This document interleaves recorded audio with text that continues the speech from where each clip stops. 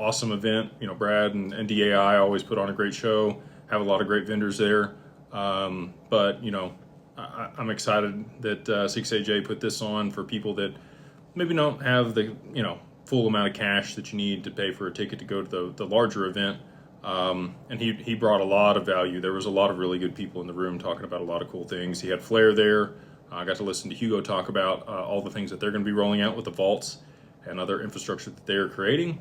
Got to catch up with Eddie and the team. So a lot of good people there at that event. And again, if you haven't watched that live, if you're watching this one and you want to catch that one, I think that's a good way to go about it. So again, a lot of people, I see y'all in the chat putting oil out. Oil is moving significantly higher, like 15% today on Brent crude, on Brent and crude here domestically in the U.S. Crude's back at 109, Brent's all the way at almost $120 per barrel, and we've seen priced in yen, we're back over 17,000 yen per barrel. The Bank of Japan is going to have to move here. They held rates just earlier this week, and so did the Fed. If the Fed had lowered interest rates here, it would have given them the ability to kick the can a little bit because their currency would have appreciated against the dollar. But again, the Fed's between a rock and a hard place. If they lower interest rates, we're going to see higher inflation. If they raise interest rates, then they're probably going to have more problems with the credit, private credit funds. So they just held, this is Powell's last meeting today.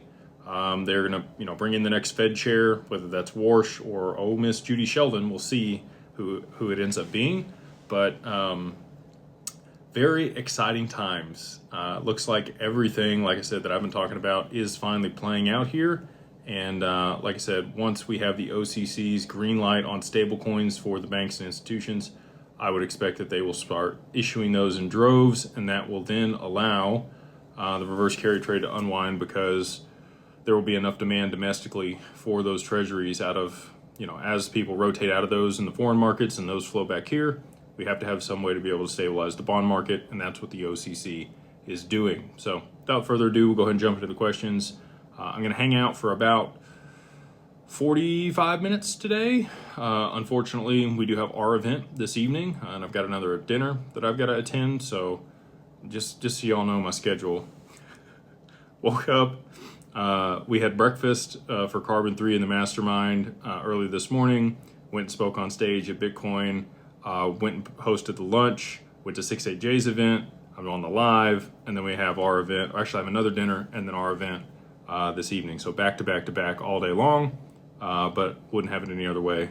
So, all right, let's jump into it here. We got Brad. He says, hey Jake, happy DWP and Carbon 1 here. Awesome, dude. Love what you are doing. When yield comes out, will XRP still be held at Anchorage, or will there be a line of credit against it? Just reflect it in there. So ideally it's held at Anchorage. That's the way that we would like to structure it, so that it stays right there in your account. They're building out a SMA structure for us. Fidelity already has that, so if Fidelity would custody XRP, we could facilitate what we're looking to out of their infrastructure.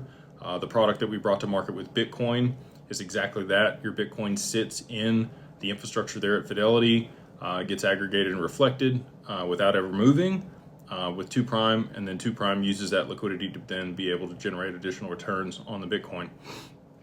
We'd be doing the same thing with the assets, depending on who we partner with.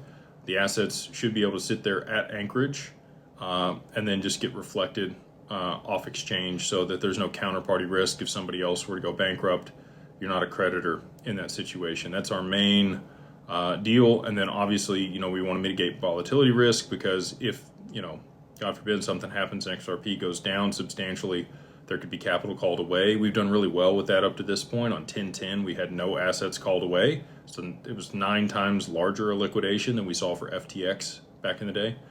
So I'm pretty happy with our counterparties and how we've structured everything. And we'll continue to look to mitigate risk in the same manner on these other products.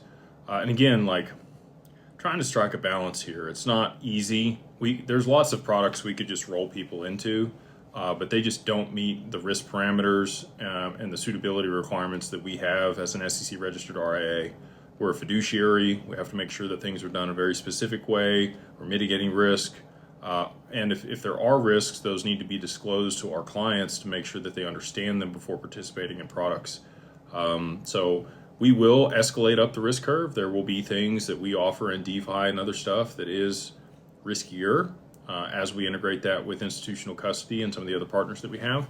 But all of those risks will be disclosed to the clients that we have that are working with us to make sure that they understand those and that they're appropriate. They're taking the appropriate risk based on their suitability standards and their risk profile. So to answer your question in short order, yes, they will sit there at Anchorage because that's the way that I want it done. Imaginary Friend says, Jake, we're at $160 to yen. What is the domino theory here? How will we know when the reverse carry trade is happening for real? So last time, you'll see the Bank of Japan intervene. They will have to raise interest rates. So they will come out, their currency will strengthen against the dollar and we will fall away from that. You'll then start to see markets collapse. You'll start to see the Nikkei have effects with that. You'll see the S&P and the other markets here domestically start to go down. You'll see volatility in the bond market.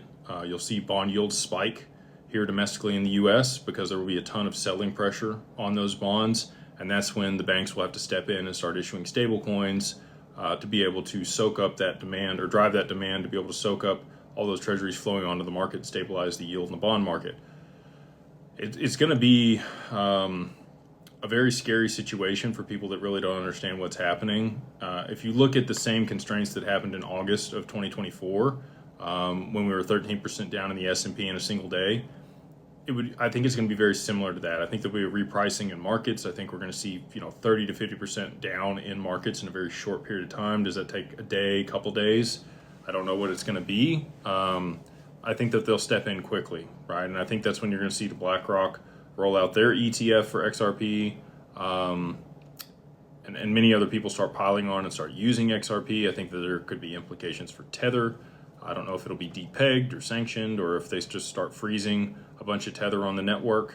And so people, run away from it. Jim Rickards has talked about, people losing trust in stable coins as a whole if Tether had some issues, and then other stable coins going illiquid, because a lot of people that I've talked to over the years are like, well, I'm going to try to buy when it's fallen. And I'm like, I really don't think you're going to be able to. I think that, exchanges are going to lock up. I think that networks are going to lock up. I think there's going to be a lot of problems. So, I just continue to dollar cost average, continue to buy when I can, and hold that in institutional custody and wait on it to rip.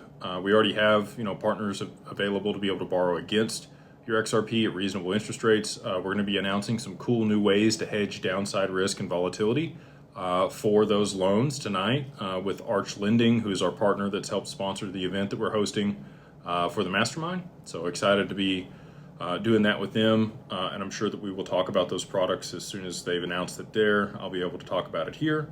But the interest rates are coming down and they're going to be able to hedge downside risk, which is awesome.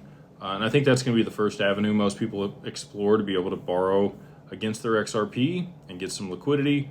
And then obviously, we're going to continue to work on the different opportunities we have at hand to be able to start generating yield or maybe even higher risk returns on the XRP for people that want to participate in that. K27 says, what do you think, Jake? May is our month. Man, it's looking good.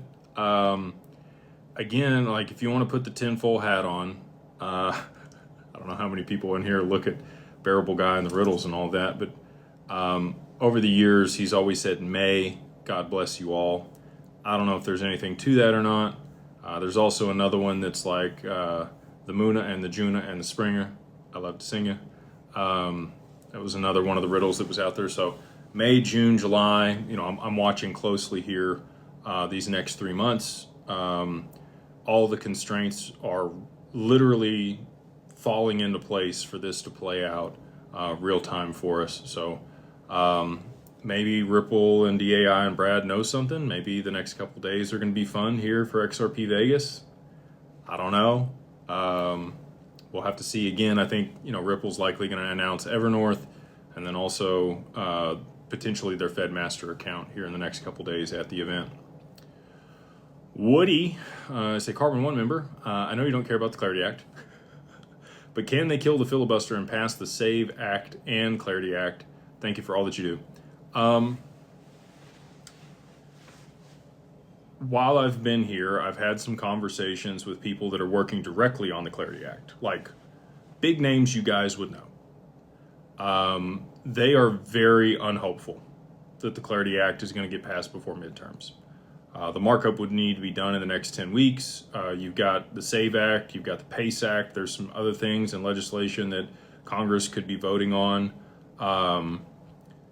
Banks and Coinbase have had a hard time coming to a resolution on the yield, but now that the OCC has given full oversight on that, regulated it basically for how the Genius Act is going to be used, I don't think that that's going to be a point of contention anymore. So without that in the way, could it move faster? Sure. But I just, DeFi is difficult to regulate. And there's a strong difference of opinion between Republicans and Democrats on what that should look like and how much oversight or freedom there should be in DeFi and how that's going to look in an institutional setting. I think that we're probably, I would love to say yes. Again, I was on Capitol Hill advocating for the Genius Act and the Clarity Act when the Genius Act was passed last year in the middle of the summer.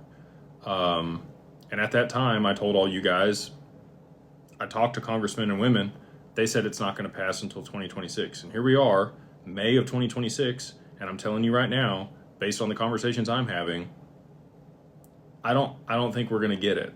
And if we do, maybe it's like they rush it through somehow because they have to have it. But with the OCC regulating stablecoins, I don't see a reason that they would have to pass it very quickly. I think that they could roll that out. They could take their time. They can get the DeFi component of it right. And again, selfishly, XRP and the other 16 assets that the CFTC and the SEC gave joint guidance on doesn't really matter for the Clarity Act.